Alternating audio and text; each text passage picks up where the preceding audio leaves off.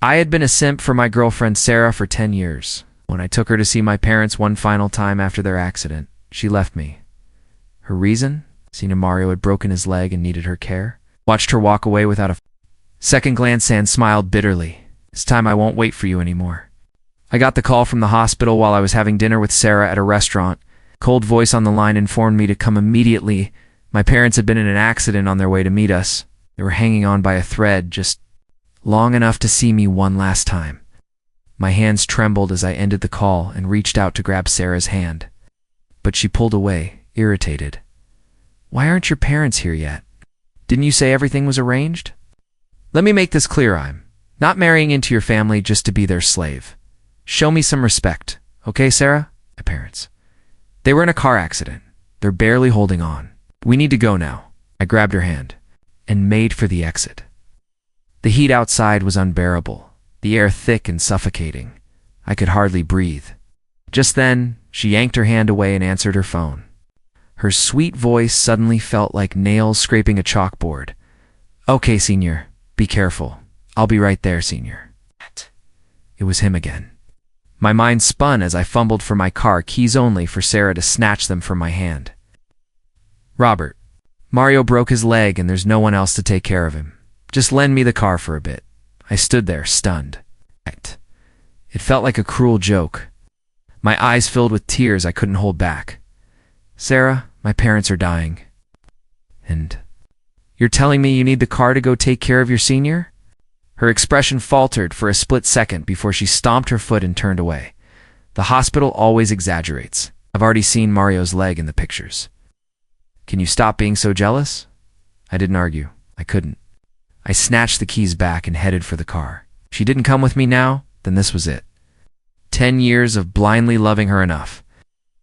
Seeing the determination in my eyes, she sneered, spun on her heel, and walked away, hips swaying like she didn't have a care in the world. I had no time to waste. I rushed to the hospital, straight to the front desk, breathless as I gave my parents' names. My heart pounded as I followed the directions to their room. Every step felt heavier than the last. I stood outside the door, hands shaking, whispering silent prayers that they were still alive. Just then the door opened, and a body completely covered in white cloth was wheeled out. In that instant, it felt like my entire world collapsed.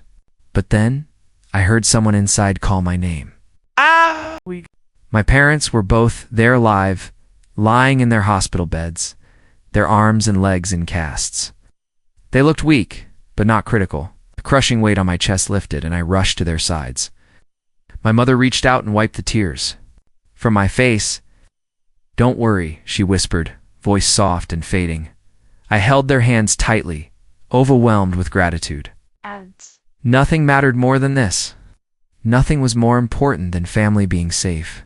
My mother, still pale and weak, looked at me and asked softly, "Where's Sarah?" We wanted to apologize to her for being late. I clenched my fists and forced a smile. It's fine, Mom. She's not upset. Wanted so badly to tell them the truth that Sarah and I were over. But I couldn't do that to them right now. Not while they were still recovering. I'd tell them later, after everything settled down. I stepped out to get some food for them. As I walked through the hall, my phone buzzed a message from Sarah. She'd sent pictures. One showed Mario's leg wrapped in bandages. The other, a flawless selfie of her smiling. Her message read, "Robert, your attitude today was awful. I like that new bag from Chanel." I stared at the screen and let out a hollow laugh. Everyone knew Robert, the eldest son of the Sue family, had loved Sarah for 10 years. Ever since she transferred to our elementary school, I had followed her everywhere, doing anything and everything she asked. But now it was finally over. After we got together, I never dared neglect her. Every time a new designer bag dropped, I bought it for her without her even asking. But now, looking back, all of it feels more disgusting than swallowing filth. She never once asked how my parents were doing. Not once. And to think I had actually planned to propose to her after our dinner tonight. With my head down, I walked forward, not expecting to bump into someone. I looked up and saw a woman in a white coat. Even the uniform couldn't hide her elegant figure. Her almond-shaped eyes sparkled as they met mine, and she gave a small, apologetic smile before gently tugging the sleeve of the nurse beside her. "Sorry, Mr. Sue. I'm new here. When I saw the ambulance arrive, I panicked and gave a false alarm. It wasn't intentional." Her voice sounded oddly familiar. The moment she finished speaking, I recognized her. It was the young woman who had called me earlier. She introduced herself as Sophia, my parents' primary doctor. "There's no need to worry. Your parents just have some scrapes and fractures. Nothing too serious." I nodded, relieved, and turned to leave. But I noticed the nurse beside her still trembling with fear. I stopped, trying to ease the tension. "No need to be so scared. Just don't make that mistake again, okay?" As they both visibly relaxed, I gave a small smile and started to walk off. But just then, I felt someone gently grab my arm. Something soft pressed against it. Sophia smiled warmly. "Robert, aren't you going to add your primary doctor on?" We chat. There was something about her that felt strangely familiar, though I couldn't place it. I nodded and quickly added her. Just as I did, Sarah's name lit up on my phone screen, calling me. I declined it then again and again. Psh! Wouldn't stop. I wasn't going to play her game anymore, so I blocked her. Right after, my buddy sent me a photo from the school forum. The picture showed Mario with Sarah, her body practically draped over his. Both of them looked flushed, disheveled. Far too close. The comments underneath were ruthless, mocking me. Of course they were. To them it was hilarious. Robert, heir to a major company, had been a hopeless simp for 10 years and ended up with nothing. I opened my socials and deleted every single photo, every post about Sarah. Then I made an official post. "I'm single. Please don't bother me." I turned off my phone, grabbed the takeout I'd ordered, and brought it upstairs. My parents had finally fallen asleep. The room was quiet, peaceful, and for the first time all day I could breathe. Today was supposed to be the happiest day of my life. I was going to introduce Sarah to my parents, share a warm meal, then take a walk together and propose in front of them. But none of that would happen now. From this moment on, both the name Sarah and the person herself would disappear from my life completely. In the quiet of the hospital room, just as I began to relax, my phone rang, an unknown number. Worried it might wake my parents, I answered quickly and stepped outside. Her voice exploded through the speaker. "Sarah, Robert, what do you mean by that? Why did you say that on social media? Do you have any idea how many people are laughing at me right now?" I didn't say a word. She just kept rambling. In short, she said that if I apologized, bought her the latest designer bag, and publicly declared our relationship again, and only then she might graciously forgive me. I pulled out a cigarette, ready to light it, then remembered I was in a hospital. I waited until she finally stopped speaking, then chuckled. "Sarah, you haven't asked me even once how my parents are doing." There was silence on the line. Then she snapped again. "Well, how are Uncle and Auntie? You sound calm, so they must be fine." I told you the hospital always exaggerates. I didn't feel like explaining anything else. Just then, I noticed Sophia approaching with a clipboard in hand. That's when a sudden, petty thought sparked in my mind. Without thinking, I brought the phone back to my ear and said, "I have a new girlfriend now. Don't call me again." I quickly muted the call and turned to Sophia. "Can you pretend to be my girlfriend for a second?" She looked surprised, but nodded. I unmuted the phone. Sarah's voice was full of sarcasm. "There's no way you've moved on that fast. Don't lie, and right on cue." Sophia leaned in and said gently into the phone, "Hello, I'm Robert's girlfriend. I hope you'll stop calling him from now on." Sophia's voice was soft, yet firm, carrying a quiet strength that, for some reason, calmed my restless heart. Sarah didn't respond. She simply hung up. I stared at Sophia, still processing everything that had just happened. Hand gently in front of my face, snapping me back to reality. "Hello, my boyfriend," she said playfully, her voice light and sweet, her smile radiant. "Sorry," she added with a soft laugh. "I got caught up in the moment and used you as a cover." She slowly stepped closer. I caught a faint trace of her perfume, delicate, calming. Her face was so close I could see the fine, downy hairs on her skin. My breathing slowed instinctively. As I was about to take a step back, she beat me to it, pulling away on her. "Own, it's okay," she whispered with a small smile. "There's plenty of time for the future." And just like that, a nurse called for her and she hurried off, leaving me there silent, stunned, and unsure of what I was feeling. For several days, I didn't go to school. I stayed by my parents' side, caring for them while they recovered. The school forum, a new betting pool had started. People were placing bets on how long it would take before I, Robert, went crawling back to Sarah. Sarah herself had placed her bet 7 days.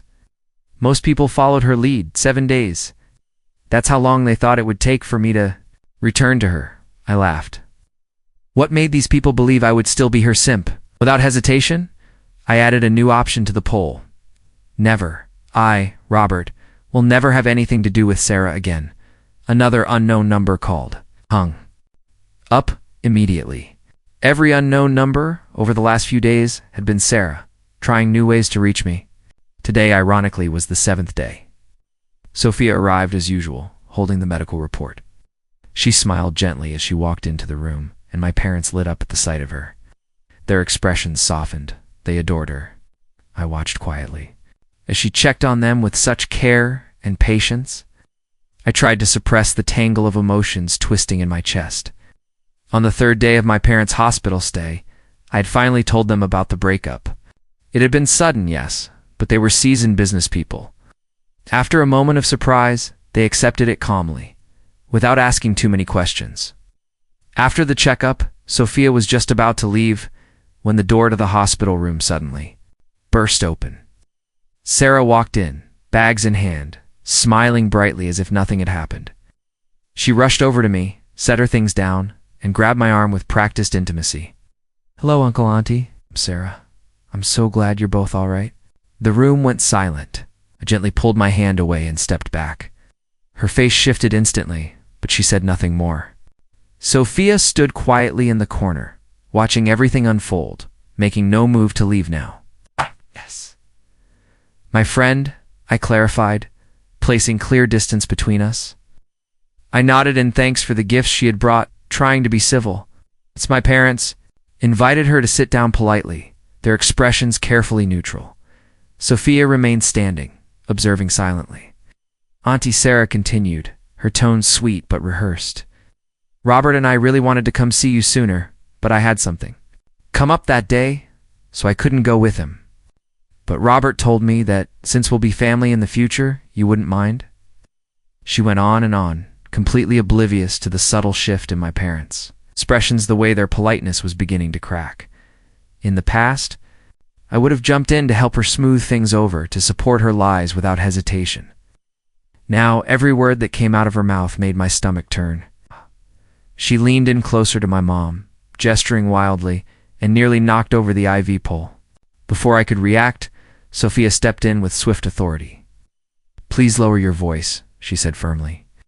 "This is a hospital." Her voice was calm, but carried the clear tone of a professional, a doctor, not someone to be talked over. I exhaled, deeply relieved. I was about to take Sarah outside to end this charade once and for all, when she suddenly stood up and pointed at Sophia. "You," she shouted, her voice rising. "Are you the one who made that phone call the other day?" Sophia didn't deny it. She simply offered a soft, unbothered smile and nodded. That was all it took. Sarah snapped, lunging toward her like she was ready to fight. I immediately stepped in front of Sophia, grabbing Sarah's raised hand and pushing it away. "Sarah, stop acting crazy. And for the record, we've already broken up." My voice was firm, clear, and unwavering. For the first time, I was absolutely certain the person standing in front of me was not someone worthy of my time, my love, or my regret. "Robert, you'll regret this." Sarah's eyes were red, her tears on the verge of falling, but she didn't wait for a reply. With those sharp parting words, she turned and stormed out. The once warm and cheerful air in the room had shattered. I stood there in silence, then quietly walked out. 2 days later, my parents were finally discharged. I arranged for a caregiver to look after them, and once I was confident they were in good hands, I returned to school. The school forum was as active as ever, buzzing with gossip, jokes, and drama. As I passed the basketball court, I saw Mario. I'll admit, the guy's got looks. Clean-cut, fresh-faced, athletic. He knew how to shoot a basketball and how to sweet-talk a crowd. Just as I turned to head back to the teaching building, I noticed a sudden wave of whispers spreading through a group nearby. Curious, I looked up. The cause? Dressed in a revealing cheerleader outfit, cheering wildly. For Mario? I stood there, stunned. My mind involuntarily flashed back to all those times I had invited her to my piano competitions. She had always scoffed, rolling her eyes like it was beneath her. And now here she was, half-dressed and screaming encouragement at the top of her lungs for him. TSK. Really not worth it. I lowered my head, pretended to scroll through my phone, and tried to walk away unnoticed. But then those unmistakable legs stepped into my path. I didn't need to look up. I already knew it was her. Robert, how long are you going to keep this up? Keep this up. I almost laughed out loud. Move, I said, frowning. My patience was wearing thin. A crowd had already started to gather. Phones were out. People were recording. Sarah loved being the center of attention. Hated. If you're really that angry, I'll apologize, she said, sounding almost desperate. That day was an emergency. You have no idea how fragile Mario was when I got there. Fragile. Mario was fragile. So what, my parents on there? Deathbeds weren't enough to compare with a sprained leg. I sneered and looked down at her. Sarah, I don't want to be cruel, but it should be obvious by now. I don't like you anymore. Don't you dare compare just anyone to my parents. You should ask yourself whether they even deserve that kind of comparison. I spoke loud enough. For the people around us to hear, gasps followed. Sarah's face turned pale. Her hand trembled as she gripped my wrist tightly. I glanced at the cheerleader outfit she was wearing, then looked away with disgust. I didn't wear this on purpose, she blurted. Mario said no one was cheering for him, and I didn't want him to feel embarrassed. Don't misunderstand me, Robert. Her voice was full of panic, but her excuses were so full of holes. It was almost pathetic. Did she really think I was still the same fool who used to chase after her blindly? Then Mario walked over, setting the basketball aside and stepping forward like some kind of knight in shining armor. If you have something to say, say it, he said, trying to sound bold. Why are you bullying a girl? I nearly laughed. A perfect match. These two really were made for each other, fake innocence, fake heroics. My phone rang at the worst possible moment.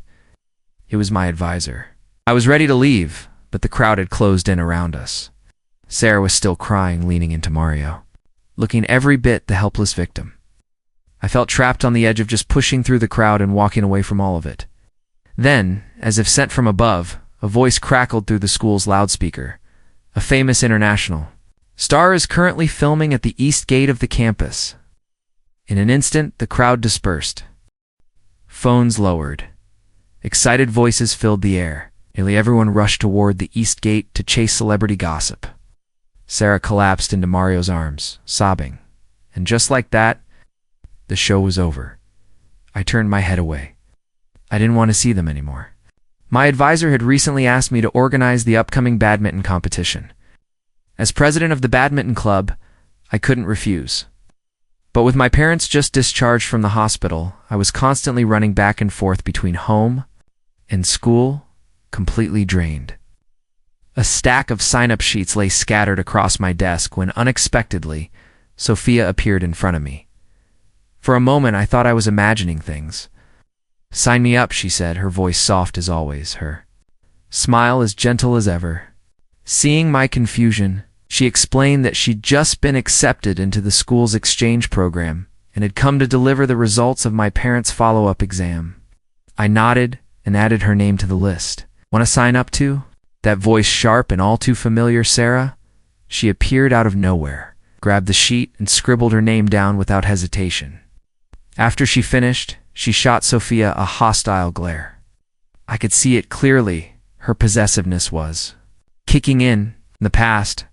I had always rejected any potential relationship with another girl. For Sarah, I kept my distance from everyone else. Cold, reserved, loyal. Meanwhile, she had always surrounded herself with people. Male friends, secret messages, flirting that she'd never admitted to. I never cared back then. Truly believed that. No matter what, I would always be her number one, the most important person in her life.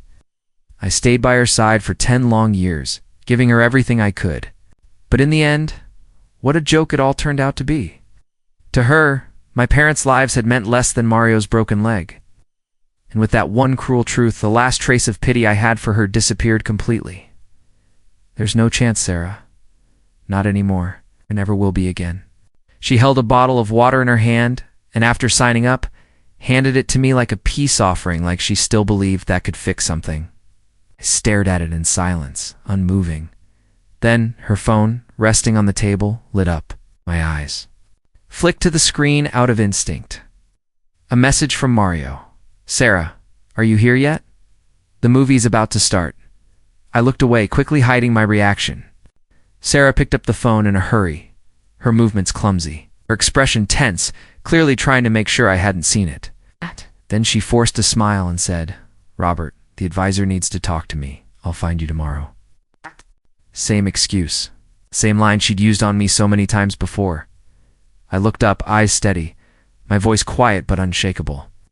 Sarah, no one likes a love that can't see the light of day. After she left, Sophia took the seat beside me. She told me that the admissions officer had taken the day off, and she'd stepped in to help. I appreciated the gesture, but badminton wasn't exactly a popular sport. In a way, Sophia signing up was already a big help. The room grew quiet. I didn't know what to say. Aren't you going to thank me? Shh, she asked with a playful tone. I turned to her, surprised, and she added, I just saved you from that boiling pot earlier. It hit me instantly. That voice on the loudspeaker, the one that had scattered the crowd, the other day it had been Sophia. A smile tugged at my lips as I nodded. I really should thank you for that. Before I could say anything else, she jumped in. How about taking a walk by the river with me this weekend? Her voice was gentle. I haven't been back in a long time. I want to see if it's still the same. The river. For a moment, I felt dazed. That was where I had first fallen in love with Sarah. Back then, I was just a mischievous boy who loved skipping stones by the water. The first time I saw her, she was standing by the riverbank in a tattered dress, her face smudged with dirt. She told me her family fought all the time, that sometimes she didn't even have enough to eat. So that day, I took all the pocket money I had been saving and bought her a beautiful dress. Then I took her to a fancy restaurant. She ate like she hadn't had a real meal in days. When she finally looked up, she squinted her eyes at me and said, "Thank you. You're so kind." That's when I made my decision. That day I told myself I wanted to take care of her for the rest of my life. Years later, when I tried to take her back to that same river, she scoffed. "What's there to see? It's just a river, nothing more." Sophia waved a hand in front of my face, pulling me back from my thoughts. "So, are you coming or not?" she asked again, her eyes searching mine. This time I nodded. The badminton competition was scheduled for Friday, and to my surprise, quite a crowd showed up. It seemed the publicity team had really gone all out. The format was single elimination, so most of the beginners were knocked out early. I had assumed Sophia was new to the game, but to everyone's surprise, especially mine, her skills were impressive. Her hair was tied in a high ponytail, revealing her graceful neckline. Every movement she made carried the elegance of someone truly refined. She had a kind of effortless presence. Younger students had already started cheering for her. Before long, it came down to the final two players in the women's bracket, Sarah and Sophia. I wasn't sure how long Sophia had been practicing, but I knew exactly how long Sarah had because I was the one who taught her. The day she asked me to teach her, I remember asking why. She hesitated for a second, then said it was just out of interest. I didn't question it. I arranged a time and gave her my full effort. I taught her everything I could. 3 days later, I saw her on the court with Mario rallying, laughing, practicing together. And that's when I understood why she really wanted to learn. Back then, I was furious. But when I confronted her, she just frowned and accused me of making a fuss over nothing. It's just badminton with him. Why do you have to be so unreasonable? Can't you stop being so paranoid? It really bothers me. If I were involved with him, wouldn't something have already happened by now? That day, all my words stuck in my throat. Now, standing by the court again, I saw Sarah glance toward the crowd. The cheers weren't for her. They were for Sophia? She frowned immediately. I knew that expression well. Sarah hated being anything less than the center of attention. For a moment, I felt worried for Sophia. An angry Sarah wasn't always rational. But my concern was unnecessary. His abilities clearly outclassed Sarah's. Maybe to the crowd it looked like an even match. But I had been trained in precision from a young age, and I could see it in every step, every stroke. Sophia moved with the control of someone who'd been coached by professionals. Sure enough, Sarah began to tire. Her footwork slowed, her shots lost power. Then suddenly, she stumbled and collapsed to the ground, clutching her leg and crying out in pain. The crowd buzzed with concern. Sophia rushed to her side, kneeling. Quickly to assess the injury, I followed, pushing through the murmuring students. She examined Sarah's leg carefully, then gave a small sigh of relief. It's just a minor sprain, nothing serious. Before anyone could breathe easy, Sarah shoved Sophia away harshly, her expression twisted with rage. Don't touch me. Mario came rushing in, lifting Sarah into his arms like some self-proclaimed savior. What are you doing? Snapped at Sophia. You're not a real professional, so stop pretending. If something had gone wrong, would you take responsibility? His tone was full of contempt.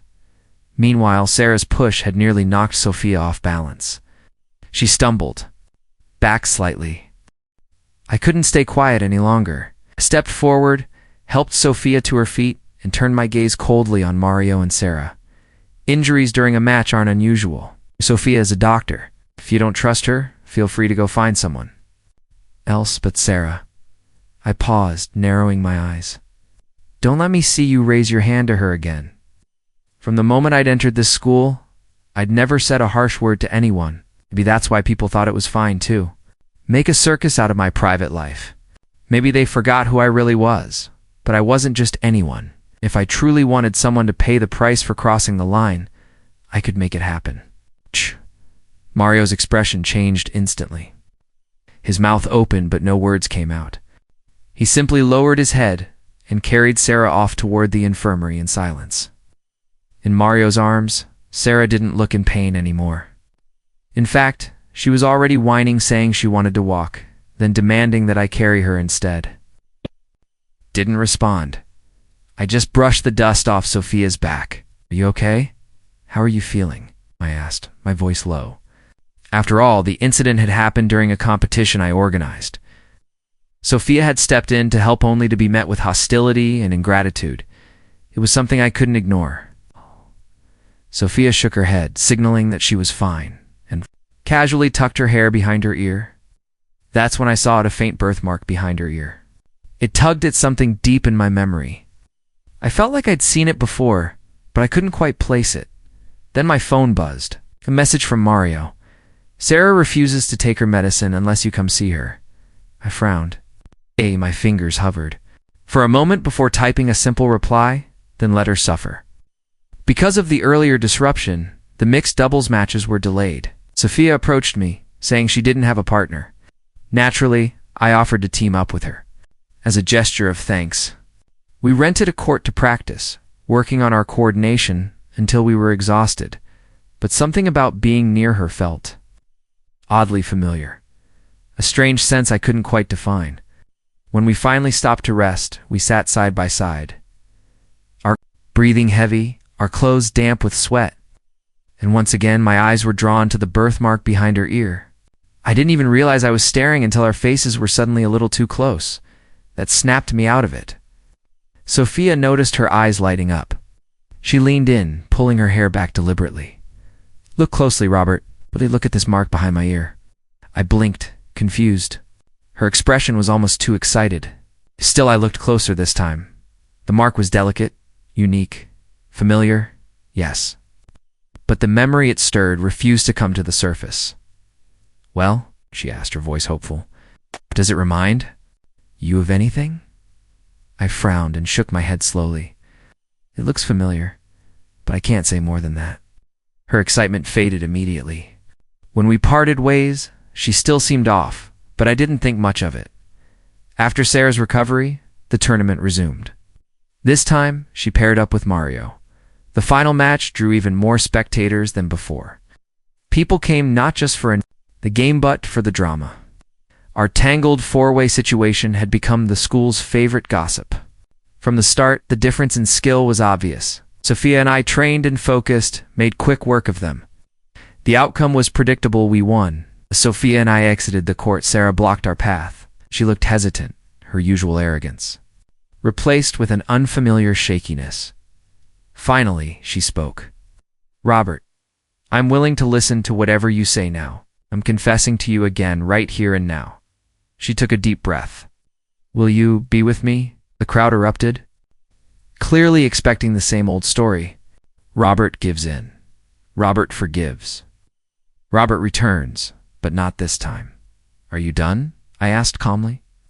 "If so, I'm taking Sophia out to dinner. Have some self-respect." Sarah's face twisted, disappointment shifting quickly into anger. In one final gesture, she grabbed Mario's hand and dramatically stormed off with him. I just shook my head. I felt nothing. No anger, no pain, just indifference. The tournament was over, and finally, I could breathe again. So much had happened. Everything felt like it had shifted in the span of just a few weeks, and somewhere in that chaos, I had finally let go. My parents were busy with the company again. I had time to myself, some peace and quiet, but Sarah wouldn't stop.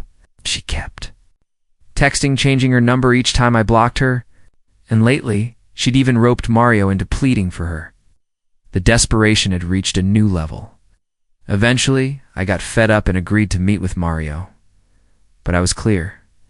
If Sarah showed up, I was walking out. Mario picked a private room and a quiet restaurant. It wasn't cheap. Odd, considering I remembered his family didn't have much money. When I sat down, I got straight to the point. "What do you want to talk about?" He poured himself a drink, downed it in one gulp, and gave me a helpless smile. "Sarah said she realized she can't live without you. She asked me to come." "Explain," I smiled faintly. "Explain what?" "That there's nothing going on between us. That it's all just a misunderstanding."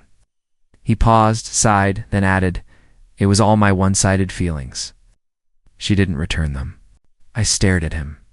His expression was sincere, but something about the whole thing felt off, like there was a hidden layer I couldn't see. For the last time, I said quietly, "I will never be with Sarah again. And if you really like her, you should. Stop letting her humiliate herself like this. It's disgusting. It's disgusting."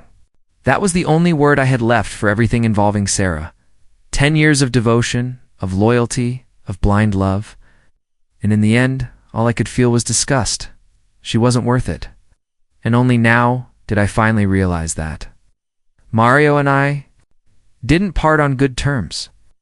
On the way home, Sophia texted and asked me to meet her by the river. When I arrived, dusk had settled. The air was quiet. Sophia stood by the water, her long hair drifting gently in the breeze. Her figure was graceful, but something in her posture felt heavy, distant. I approached slowly, sensing her mood wasn't right. "Robert, is Sarah the only person you remember?" I blinked, caught off guard. She turned to face me, and only then did I notice the tears streaking her face. "Robert, do you remember saving a little girl by this river?" I stared at her, a strange sense of familiarity tugging at me. And just as I was about to say something, she suddenly turned and jumped into the water. My heart dropped. I gasped, then instinctively dove in after her. The river was freezing cold, cutting through me like knives. But in that moment, as I struggled to reach her, everything came flooding back. The mark behind her ear. It was her. The girl from my childhood. It's the one I used to call Little Ear. Her family lived next door. We used to play together every day. She was soft-spoken, a little shy, and always clung to me like a shadow. One summer afternoon, while we were skipping stones at this very river, she slipped and fell in. I didn't think twice. I jumped in to save her. When she came to, the first thing she did was slap me across the face. Then she threw her arms around me and cried uncontrollably. I was stunned, but I patted her back, trying to comfort her. Not long after, her family moved abroad. Before she left, she came to me one last time. In her small voice, she told me to remember the flower-shaped mark behind her ear. "Use it to find me one day," she said. I had nodded earnestly, promising I'd never forget, but I had. Somewhere along the way, the grown-up me forgot little ear completely. Although it was summer, Sophia was shivering by the time I carried her out of the water. I scowled the whole way home, frustrated and confused. She kept glancing up at me, repeating the same question over and over again. "Did you remember?" I didn't answer. It's not until we were back and she was safe, wrapped in warm clothes. I sat beside her, gently patting her damp hair. "Yeah," I whispered. "I remembered. Little ear." Her entire face lit up, but then, without warning, she began to cry again, silently, her shoulders trembling. Just then Mario called. His voice was grim. "Sarah," she cut her wrists. Sophia and I were stunned. We rushed to the hospital. Sarah lay in the emergency room, pale as snow. The doctor said we were lucky to have gotten there in time. Another hour and she might not have made it. Mario stood nearby, deep in thought. But the moment he noticed me watching him, he quickly put on a worried face. When Sarah opened her eyes, I was sitting at her bedside. "Robert, I really know I was wrong. Can't you stop this?" Her voice cracked as tears welled in her eyes. She looked frail, desperate, but I felt nothing. Back then, love made me forgive everything, because I loved her. I tolerated her selfishness, her cruelty. I believed my love could change her, that it made her beautiful. But now, without that love, she looked different. Smaller, dimmer, like a stranger. Maybe what I really loved all along was that little girl by the river, and the Sarah in front of me now. She wasn't her. Not anymore, please. Just Forgive me this once, okay? I'll listen to you. From now on, I'll do whatever you say. Please, Robert, let's start over. Her voice trembled as she pleaded again and again. I stared at her quietly, then finally spoke. "I don't love you anymore. And the more you act like this, the more I despise you." That sentence broke something in her. Her hand slipped from mine, her eyes empty, defeated. Without another word, I stood and walked out of the room. All I could think about was that Sophia's hair still wasn't dry. She might catch a cold. When I got home, Sophia was sitting on the couch, waiting quietly for me. I grabbed a towel and began drying her hair, my hands moving gently through the strands. Only then did I truly realize something. Something was wrong with me. Damn it. Little ear, she's looking more beautiful every day. After reconnecting with Sophia, we became inseparable. I don't even remember when it started. Maybe it was the day by the river, the first time she smiled at me like she had never left. But from that point on, we were always together. Attended class together, ate together, walked through campus like we were always meant to be side by side. The happiness I found with her was something I had never felt before. Naturally, we ended up together. And then one day, I took her out to sea, just the two of us on a yacht. The night sky shimmered with stars, and in that intoxicating moment, I asked her quietly, "Will you ever regret this?" Her answer came steady and soft. "No, I'll never regret it. Not for my whole life." And that was that. A dark night, a strong wind, everything our love, our promises fully indulged beneath the stars. After we returned, we met each other's parents. Since both families were well matched, everything moved forward without resistance. The date of our engagement approached and happiness felt closer than ever. I took Sophia to try on wedding dresses. I personally selected the restaurant for the reception. Every little detail I poured my heart into.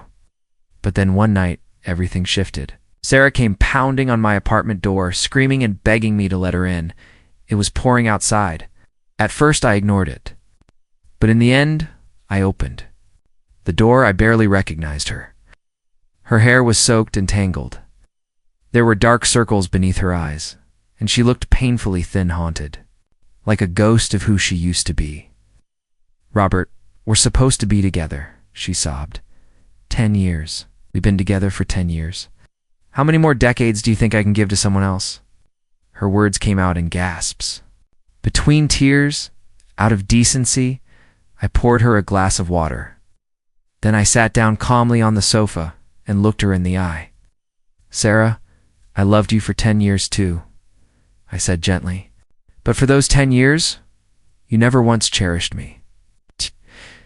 You said you were out shopping with girlfriends, but you were at a concert Mario invited you to. Took the money I gave you, saying your family needed it, and gave it to him. On my birthday, I canceled everything else to be with you. I waited at that restaurant all night. You never came. I paused. Do I really need to keep going? Do I need to tell you who you were with that night? She stared at me in silence, tears rolling down her face. There were so many more things I could have said, so many ways I hadn't been her first choice. But I'd been too blind to admit it back then. Now, I knew. Sarah didn't reply. She just sat there on the floor, sobbing uncontrollably. Honestly, her crying grated on me. I said Sophia would be home soon, and I didn't want her to come back to a dirty floor in this mess. Do you need something else? I asked flatly. If not, please leave. Still need to make dinner.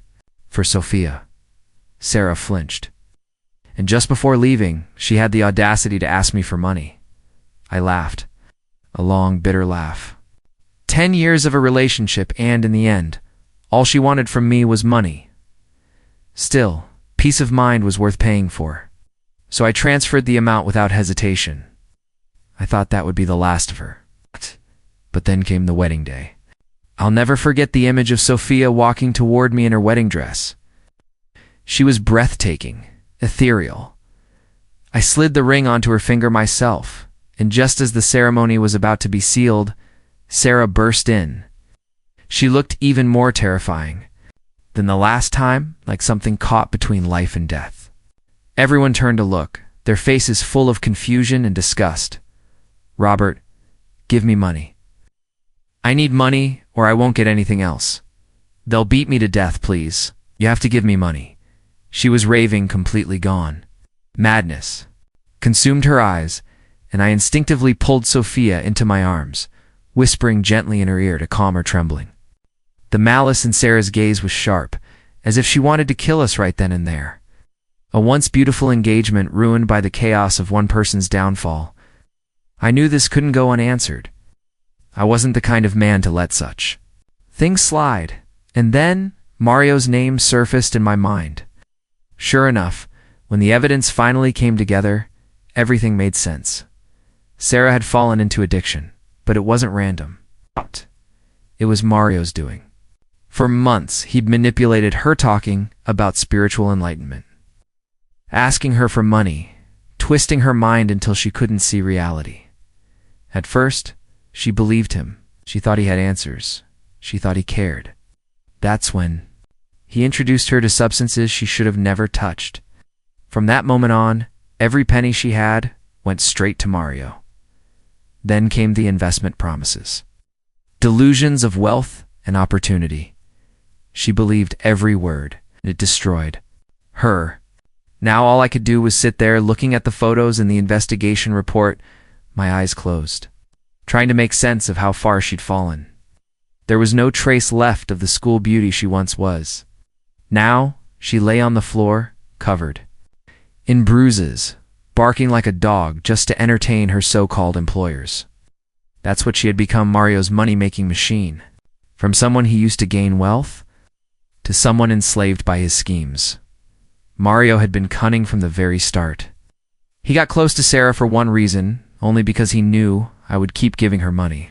All he had to do was make that money his. Clearly, he succeeded. The door creaked open, and Sophia stepped inside, her face weighed down by sadness.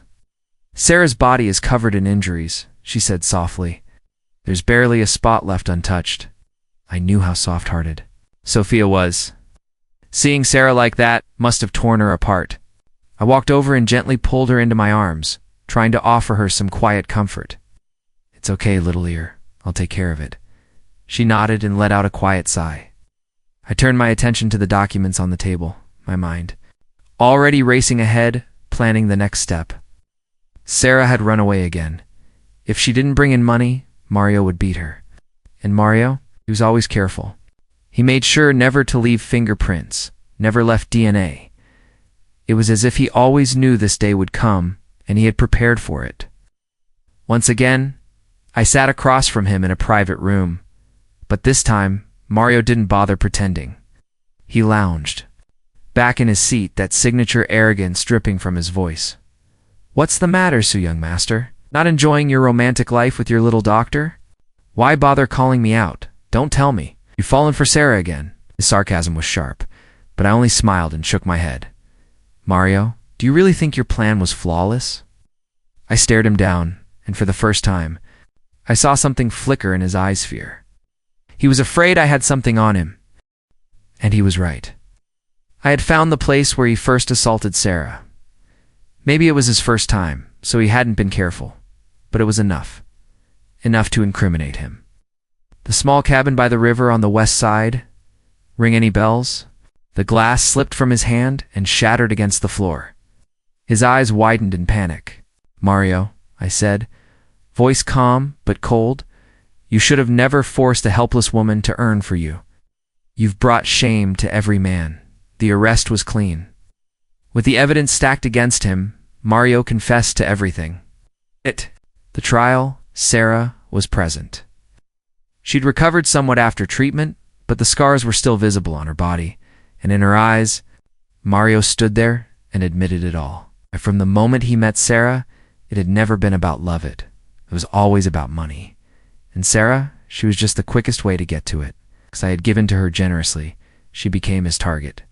He figured with his looks and fake charm, seducing her would be easy. And unfortunately, he was right. Sarah fell for him completely.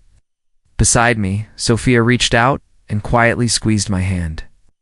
As Mario spoke, he suddenly turned to Sarah. She flinched, unable to even meet his gaze. "Oh, and that day you two broke up for good?" He smirked. "That cast at the hospital? It. There was nothing wrong with me. I was just broke." He laughed bitterly. "Who would have thought you'd be that pathetic? Couldn't even hold on to Robert." I clenched my fists, holding back the urge to punch him in front of everyone. He didn't deserve even that. Sarah's face twisted with disbelief, then sorrow, then complete collapse. Her eyes filled with tears as she slowly walked over to me. "I'm sorry, Robert," she whispered. "I didn't appreciate you. I had the best love, the best man, and I took it all for granted. I always thought your love was something I deserved. It was just meant to be." Her voice cracked under the weight of everything she'd buried inside. "But I forgot. No one is obligated to treat me that well. I threw you away for this scum, and now I've lost you. I deserve it. I brought this on myself. Robert, I really, really regret it." She collapsed to the ground in sobs, her fragile frame shaking uncontrollably. I stood there quietly watching her. And then something inside me just let go. This was the woman I had once loved for 10 years. And yes, I had resented her for never valuing that love. But now, looking at her broken like this, it didn't matter anymore. It was over. I already had little ear by my side. Sophia gently tightened her grip on my hand. I half laughed and gave her hand a soft squeeze in return. Mario was sentenced to death. In the end, only one person came to see him. Father. A frail old man, worn thin by life, approached the courtroom, clutching a torn envelope and a wrinkled card. His voice, thick with a rural accent, broke the silence. "I've got money," he pleaded. "My boy said money can fix things." "Did my boy make a mistake? I'll give you money. Just give me my boy back. Okay?" His voice trembled, cracking with desperation as he waved that worn, faded card in the air. It was heartbreaking, an old man clinging to hope that no longer existed. Mario didn't look fearless anymore. The arrogance, the swagger, all of it was gone. He just sat there, broken, staring at the man who had once protected him from the world. Tears streamed down his face. "Dad, please. Don't do this. I'm the one who let you down. I failed you, Dad." I turned away, closing my eyes. I couldn't watch anymore. Ow. Sophia and I finally got married a year later. Ah, little. Ear? She was breathtaking, in her wedding dress elegant, radiant, unforgettable. We traveled often. Her parents still lived abroad, while mine remained here. Eventually, we decided it was time. We brought her parents back home to live with us. No place feels safer, warmer, more complete than home. Mario was gone, sentenced to death, and Sarah, she left the country. But even now, every year at midnight on my birthday, I still receive a message from her. Just a simple wish, happy birthday. That tradition never stopped. One last thing, little ear, is going to be a mom. Our daughter's on the way. The thought of her, the life we'll build, the family we'll become, it fills me with a peace. I never thought I'd know. As for Mario's father, I made sure he's being taken care of. He only had one person in this world, and now that Mario's gone, he has no one else. It's not about forgiveness. It's just the right thing to do. Little ear has become big ear Nan. Soon she'll be someone's whole world. It looks like we're finally going to be a real family. A full circle. A quiet, beautiful ending to a long, tangled journey.